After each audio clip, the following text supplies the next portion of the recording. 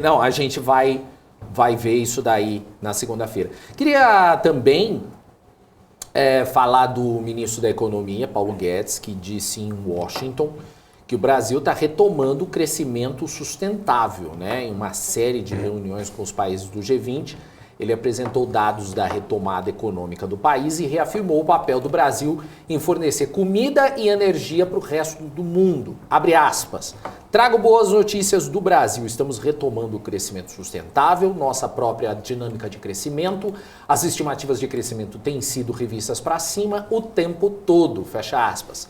Além da reunião do G20, Guedes participa também dessa semana ainda, reuniões anuais de outono do FMI, do Banco Mundial. Vocês acham que o Paulo Guedes está certo na explanação dele?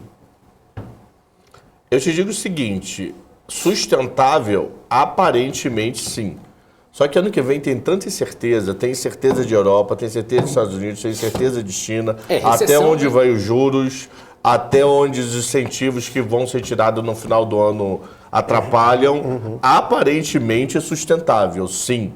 Mas você pode ter alguns choques que tiram essa sustentação. Mas aparentemente sustentável. Eu só queria que o setor industrial voltasse um pouco mais. Ele está muito de lado, está muito dependente de serviços. Eu queria que o setor industrial, bens, também ajudasse Se o industrial e bens estivesse forte, aí podíamos dizer totalmente sustentável. Viver só de serviço, não estou dizendo que é ruim, mas não é uma solução. O serviço um dia se esgota. Bens e indústria é renovação do parque, etc. Concordo com a análise do Cabral. Ocorreram algumas reformas do lado microeconômico que foram bastante importantes, isso nos últimos anos. Então vamos lá, a reforma da Previdência foi uma delas, à medida que isso traz um menor risco de colapso das contas públicas, então acaba atraindo o capital para o Brasil. Se não tivesse uma reforma da Previdência, fatalmente esse capital não chegaria, porque o risco de falência das contas públicas, de calote, seria muito elevado. A independência do Banco Central foi outra reforma muito importante, porque agora tira toda a pressão do Banco Central de interferência política. Então significa que pode ser que ganhe qualquer governo, o Banco Central continua com o trabalho dele de combate à inflação. O governo pode chiar o que for e o Banco Central tem a sua autonomia garantida de maneira institucional. Então isso o investidor lá de fora vê com bons olhos também. MP da Liberdade Econômica, o próprio Tarcísio, que está concorrendo a governador por São Paulo, fez uma série de investimentos em infraestrutura. Segundo Paulo Guedes, num evento da XP, ele disse que o Brasil contratou 800 bilhões de reais, está contratado já para os próximos governos em infraestrutura, se eu não me engano o número era esse. Então isso vai beneficiar governos à frente. Então, sim, ocorreram uma série de reformas que acabam beneficiando não o governo A, o governo B, mas o Estado brasileiro, a sociedade brasileira à frente, certo? Esse é um ponto.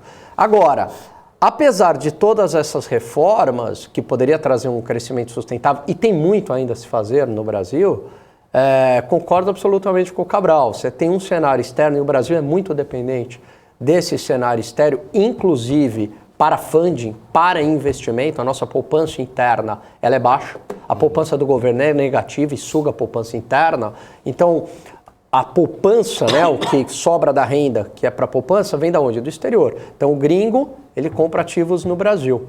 Sobra dinheiro lá, ele compra ativos no Brasil.